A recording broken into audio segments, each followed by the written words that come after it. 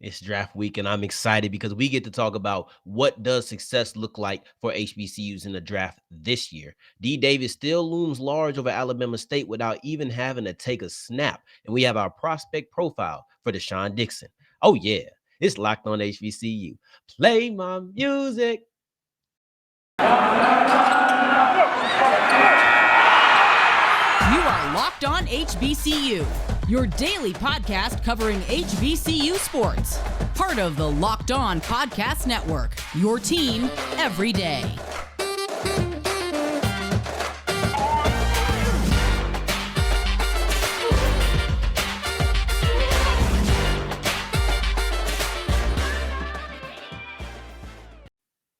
What's going on, family? Welcome back to another episode of the Locked On HBCU podcast, your number one daily one-stop shop for everything HBCU athletics, Monday through Friday, part of the Locked On Podcast Network, your team every day. And I, of course, am Darian Gray, a.k.a. the Mouth of the South, Texas Southern alum and former TSU Herald Sports editor. Thank you for going on the journey with me, making Locked On HBCU your first listen of the day every day. And when I tell you I'm excited, and I don't get excited often, that's just not something that I feel like I visibly show on a regular basis. But I am so excited for this week of programming because it's draft week and we get to talk about draft all week long. And I don't know what hit me, but I'm just really excited to talk about it. And we're going to start it off today talking about what does success look like for HBCUs in the draft this year. I'm not talking about the future. I'm not talking about last year. I'm talking about this year. Now, we may all differ on what success looks like. That's up to the individual person. Obviously, I'm about to give my opinion on what success looks like, but that may not be yours. That might not be the next person. That might not be your cousins. Who knows? However, I think that we can all agree that we want to see success. That is true. We are all invested in seeing the success of HBCUs in the NFL draft this year. Now, I think something that we have to understand is there are a lot of people who may not be invested, but are still watching. They may not be invested in seeing the HBCU talent succeed or get drafted, but they will be invested in at least monitoring the situation. Those people exist. Right now, in the climate that we're at, I feel like over the last 5-10 years, we're at an all-time high as far as exposure, and people who we might not have thought looking are looking. From my experience, at least I'm gonna say at least the last 5 years since I've been in school to now, that's about 5-ish years, give or take. Uh, taking, I think. Anyway, it's more than 5 years, but it's just a little bit over. And with that attention is going to come people deeming what is success and what is failure. There are going to be people who say that, but at the same time, we can't focus on what they believe is success and failure. We have to look at what us inside of the community, what do we believe? And I'm going to say there are probably three ways to define success or failure, in my opinion. And that's the number of players, the placement of players, and then the post-draft cycle. I think that last one might be one where I'm kind of on my own. I might be a little isolated there.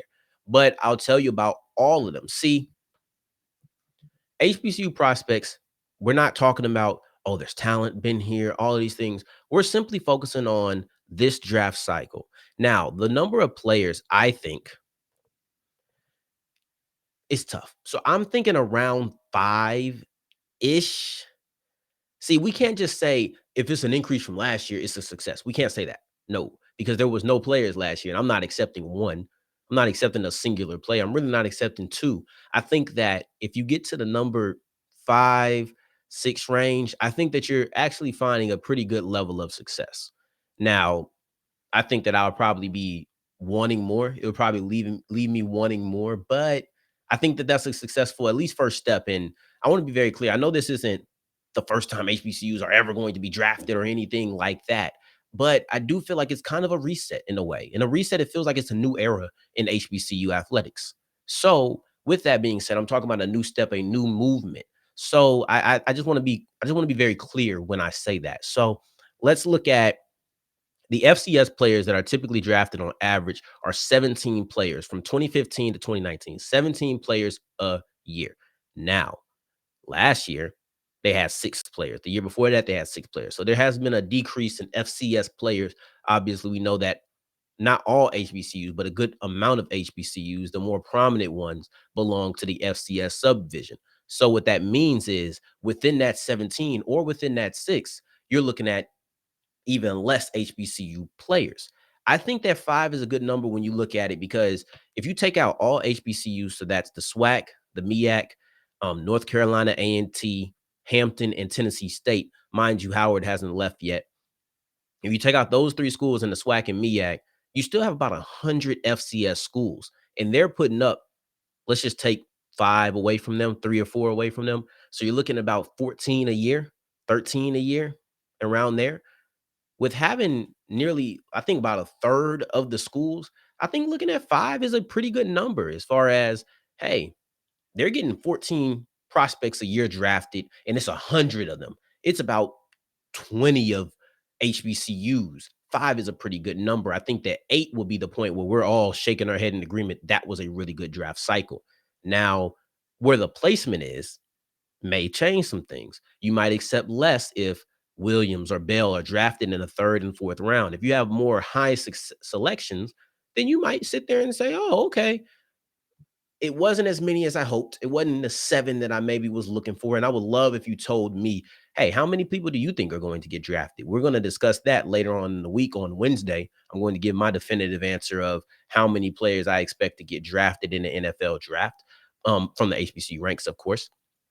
But tell me on at South Exclusives, tweet me, let me know in the comments, DM me if you want to. Regardless, just let me know. And I think the placement, you might be like, I didn't get the 7 that I wanted, but I was able to get 5, and Bell was a top 100 selection, or Williams was a top 100 selection. Maybe Carter was a top 100 selection. I think that those things may make you a little bit happier. Now, where I come in, I think I might be a little bit different, is the fact that I look at the NFL draft as a whole cycle. Now, how many players get drafted is going to be the things that we name or that we list off, and especially in Pride. However, if I go into the draft cycle, including the undrafted free agents, and say a total of 15 to 18 HBCU players that came out this year end up on training camp rosters, I feel like that's successful. Personally, it may not have been the amount of number or the number of players that I wanted in the actual draft. Maybe I'm shooting for a 6 or an 8, and it ends up being 4.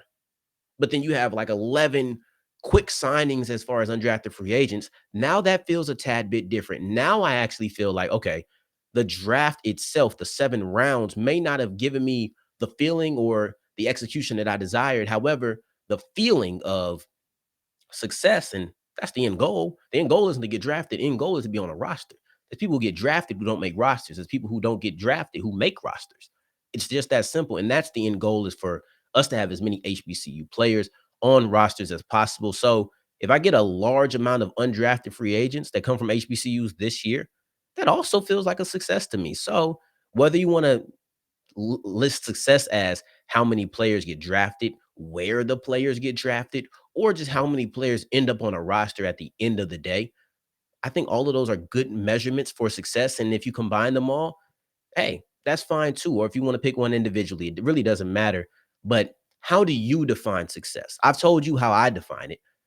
How do you define success? What's in your rubric as far as, okay, that's a successful draft for HBCUs? I'll be interested to see that. The same way that I'll be interested to see what does D Davis do at Alabama State, because and though D Davis wasn't a Hornet for really the majority of the spring season, his impact was still felt large and looming over the Alabama State spring game. Now, before we get into that, I want to tell you about Bet Online, because Bet Online is the number one place for all of your sports wagering this year. Now, the NFL draft is here, and we have a lot of props and things of that nature. You have over under for how many wide receivers are going to be drafted, how many offensive or defensive players are going to be drafted, how many offensive linemen, how many cornerbacks. That was one that I thought was really interesting.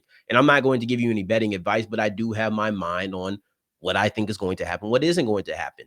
The wide receiver one is the most interesting to me, because we have seen the boom of wide receiver over years. And this is only in the first round that we're talking about these props. They have props for the duration of the draft, but those right there are for the first round. It's really detailed, and that's why BetOnline is the best, man. I'm not just saying this. When you look at it, you say, what are they missing? I would pay you to find me what they're missing on their website. I would. And if you found it, I guarantee you they will add it within seconds. So betonline.net is so versatile. They are also the fastest and easiest way to wage on all of your favorite sports. BetOnline, where the game starts. Also, I would like to tell you that you need to be adding athletic greens to your daily routine because it's done wonders for me. My body feels like a well-oiled machine. See, when I originally got athletic greens, I got it because I needed something for my gut health. My stomach wasn't feeling right, and who wants to walk around all day with their stomach feeling bad? It just disrupts your days. It makes it hard to operate. So I got it for that, and it entrenched itself in my daily routine because hey, it tastes good. I didn't have to worry about saying, okay, at least it's good for me. No, it's good for me and it tastes good as well. What they do is give you 75 high quality vitamins, minerals, probiotics. It's absolutely great for you. And it's one of the best decisions that I've made. You need to join me and the other 7,000 people who have given 5-star reviews for Athletic Greens because it's great for you and it doesn't break the bank. And when you go to athleticgreens.com/college, they will give you a free 1-year supply of immune supporting vitamin D and 5 free travel packs with your first purchase. Sounds like an easy decision to me. All right, so keep on rolling on today's episode of Locked On HBCU. Thank you for making us your first listen of the day every day. And I told you how excited I am for draft week, and it culminates with the coverage right here on the Locked On NFL YouTube page. All 3 days of the NFL draft, live coverage from your local experts is nothing that you want to miss. And if you want to see what they think is going to happen before it actually happens, go check out the NFL mock draft. You can catch that and be prepared for everything you need for this draft cycle. Now, today's word of the day here on Locked On HBCU is deem. It means to judge, consider, or have an opinion. Now, I want to talk about D. Davis because D. Davis, he hasn't played a single game. He hasn't taken a snap as a Hornet, but his shadow looms large over the Alabama State spring game. And the spring game was just this Saturday. And it's interesting because Eddie Robinson is a first-time coach. So this is his first spring practice that he's ever been a part of. Not a first-time coach, but a first-time head coach. So he's never ran a spring practice. And in this spring practice, you're going to have a lot of things that you need to work on, but specifically, you have a quarterback battle. And when there's a quarterback battle, most time that's going to take precedent over everything else that's happening. That's going to be the number one headline and a thing on the front of everybody's minds as far as we need to get this settled. We need to get this handled. And you would love to have that handled by the end of spring, whether that's a guy stepping up and saying, this is my job, or a guy saying, I'm better than them. Not really a guy just being bad and saying, yeah, I'm clearly worse than this guy. You want somebody who steps up and looks the part. Somebody's like, I want that as my quarterback. However, with D. Davis coming in, I find it hard to really come to that conclusion. I actually feel like it would be dangerous and actually illogical to come to a conclusion of saying that's my quarterback one from the 3 people that have been here. And I mean this as no disrespect to Nettles, Crowley, Owens. I really don't mean this in a bad way. But you just brought a guy in at the quarterback position who was a highly touted recruit. To deem somebody the quarterback one definitively, I just don't think you can do it. I think it'd be difficult to say. See, with no D. Davis in the mix, the quarterback battle itself feels incomplete. It just does not feel I have all the variables. See, I'm looking at Davis, or I'm looking at Owens, Nettles, Crowley, but I know that there's another guy who is really good in high school, has not had a chance in college to show what he can do in actual game action. How can I really come to the conclusion that that guy is that? See, amongst the 3 that are already there, I can say you're better than the rest. I can say that, but I can't say you're my QB1. I can't. And when you're looking at what goes in the play of, why do I bring in a Dematrius Davis? Well, there's 2 ways of thoughts, and I don't really think that either one is really great for the players. The first one is, hey, I need to inject some talent into this quarterback room. I need to inject more talent into this quarterback room. He's already praised all the people there. So I don't think that they're bad. I really don't think that they're bad, but maybe he feels like I need somebody who can come in and take this job by the reins, say I'm the guy. That's terrible for the people who are there because that says you aren't enough. You're inadequate. That's what it truly says. And that may be putting it a tad bit harsh, but that's what it really means. If I sit here and say I need to get more talent here, you're inadequate. Period. The second way of thinking is Well, I can't pass up on somebody like this. I can't. And that doesn't make it good for the talent that's already there, but I think it's better because the thought process number one was saying basically, hey man, y'all aren't good enough. I need to go get this guy. Way of thought number two is more so, look at this guy. I have to bring him in. It's more about the guy you're bringing in as opposed to the people you're getting him to get in or replace. So I would prefer if it was number two if I was an Alabama State quarterback. Now, I don't think that either one guarantees him the job. However, if it's number one, it's really bad. Now, remember what I told Zach Blackerby on last week's episode, last Friday. So the last episode, really, I don't think that the job is guaranteed to him, but I do think he is going to be able to compete. And remember one of the things that he said to me as well. D. Davis was perfectly fine sitting at Auburn. Excuse me. He was perfectly fine sitting at Auburn for a year, but he was at the point where he's ready to lead. He's ready to play. I refuse to believe that this was not a conversation, at least a conversation, a talking point, a heavy talking point between Alabama State and D Davis. I don't think he came in here thinking that I don't know what's going to happen. He came in here knowing he was going to have a chance to compete to start, if not a chance guaranteed to him. I don't know if it was guaranteed. I don't think he's stepping in somewhere where he felt like he was likely to be quarterback number two. Let's remember the timing in which he transferred. He transferred in the midst of this quarterback battle. That's why I find it so hard to really get behind one of these guys, is because in the middle of a quarterback battle, this four-star recruit who dominated and won two state championships in Texas comes in. You're not supposed to be scared. You're not. And if you are, you're probably not cut out for being a starting quarterback. So you can eliminate yourself off a mindset. But all in all, it doesn't look good. It looks as if he has the inside track for this job. And I'll say this, he didn't come somewhere to be quarterback number two. So if Nettles stood himself out or made himself stand out, then maybe he'll be competing for quarterback one with Davis. But he isn't going to be quarterback one before Davis comes on the field. That's unfortunate. You wish that it was already solved. However, I completely understand it. You got this guy who's supposed to be really good, and worst case is more competition. That's how I look at it. You really can't fail in this situation because the best man is going to win. But you silly if you think that D Davis doesn't come in believing that this is his job to lose. Whether that's the case or not, it definitely shouldn't have been won already, because this quarterback battle is like the prelims was in the spring, but the main event, the main card, that's the summer. That's going to be the competition that really solves it all.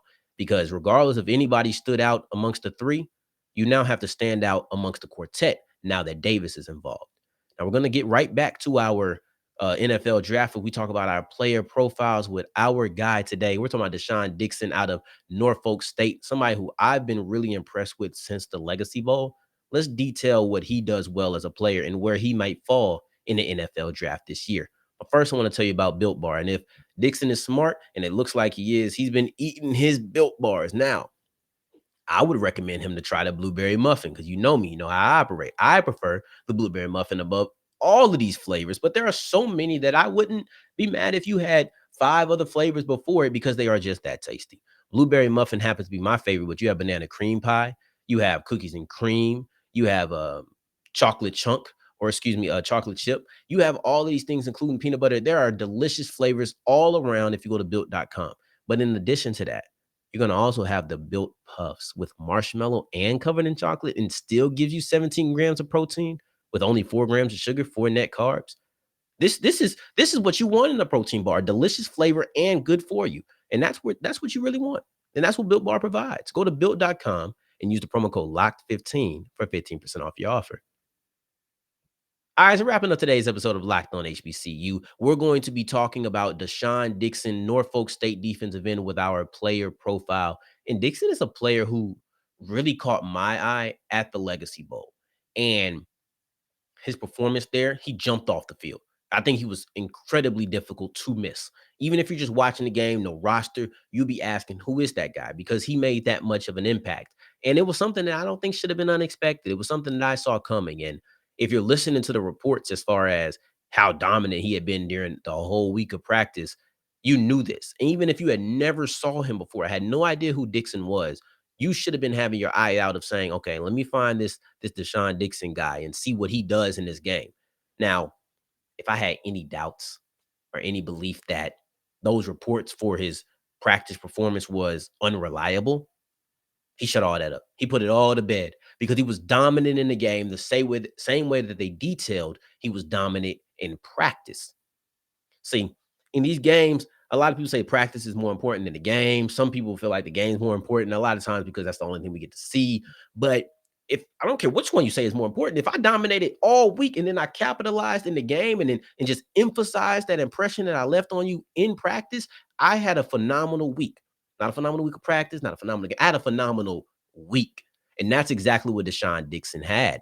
And look, SWAC and SEAC quarterbacks, they was in a tornado. It's just a whole lot of practice. I mean, a whole lot of pressure around him. I mean, Aquil Glass looked absolutely pedestrian in that game. I'll just be honest with you. Glass looked pedestrian in that game, and a lot of it was because he never had time to throw. He rarely had clean pockets, and when he did, he had to elude pressure and make great passes, right? So it was a lot of times where, man, it was so much pressure that the quarterbacks couldn't do anything. They couldn't do anything. So who was doing that? The defensive ends, the defensive linemen, guys like Deshaun Dixon. He was the person who was leaving his handprint on the game. And even if you didn't see it all through the stat sheet, maybe there was pressures that you just didn't get to see. You understood and you felt it if you were able to watch the game. If you were able to watch the game, you walked away saying that guy was everything that they said he was in practice.